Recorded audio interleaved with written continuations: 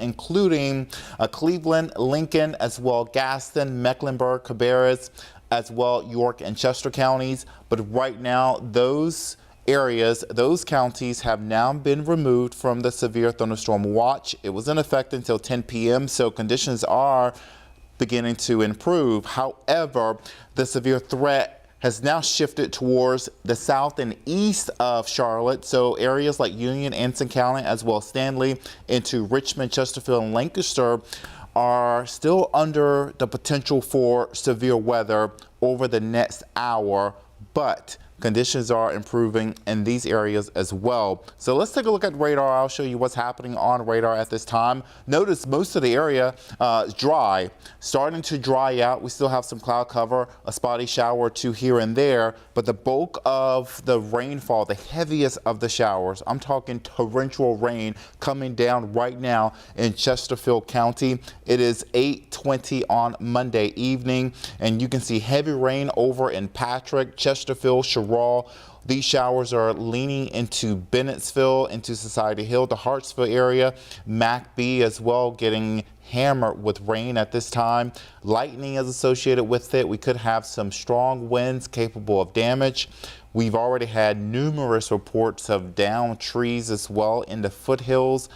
Places in Cleveland County as well, Lincoln County, into parts of Gaston and Burke counties have undergone some tree damage. So we've had numerous reports of tree damage in parts of the area already this afternoon. And I want to show you right now a look at uptown Charlotte. If you got plans for this evening, carry on with them. We may have an isolated shower or two. By and large, the severe weather threat is weakening as I speak. A few showers throughout tonight, but we will continue to see the threat for severe weather going down. Meanwhile, take a look now at the storm reports. Some of you may know someone who may be in the dark because we've had some trees to fall on some power lines and cause some outages as well for parts of the foothills tonight.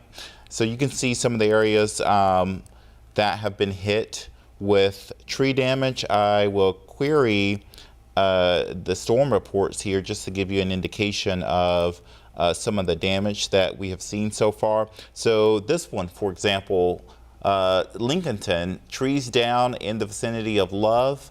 That's at Memorial School Road and Highway 150.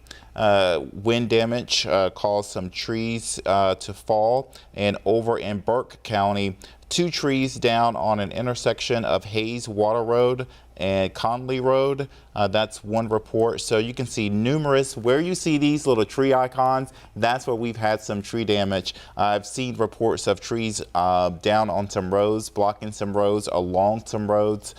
So be mindful of that if you're going to be out later tonight after sunset. It may be tough to see up the road, so you want to make sure you take it easy if you live in these areas that have seen some damage from the storms, because they moved pretty quickly as we were tracking them on WCNC Charlotte at 4 o'clock, 5 o'clock, even at 6 o'clock. We've had some big time storms to push through. Some of them did turn severe, and we are looking live now. This is a live picture of a beautiful sunset. I lost my view there, but beautiful sunset coming in, looking off in the western sky at this hour over from our Dallas, North Carolina tower cam there, courtesy of Mr. Sparky. A beautiful view after the storms to see nice color to the sky.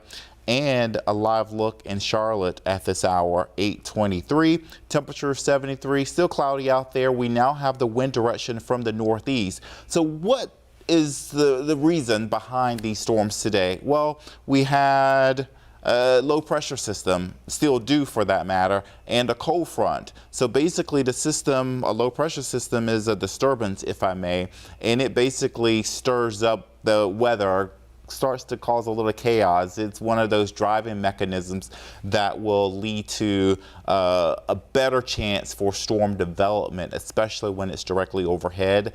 Added to that, we have the cold front. So the setup today really played into the potential for storms, and indeed they did come to fruition for this Monday afternoon. I know we had a pretty dry, tranquil weekend with low humidity and sunshine, but today we went back to even more so than what we'll get this time of year with those pop-up storms. These were on the severe side.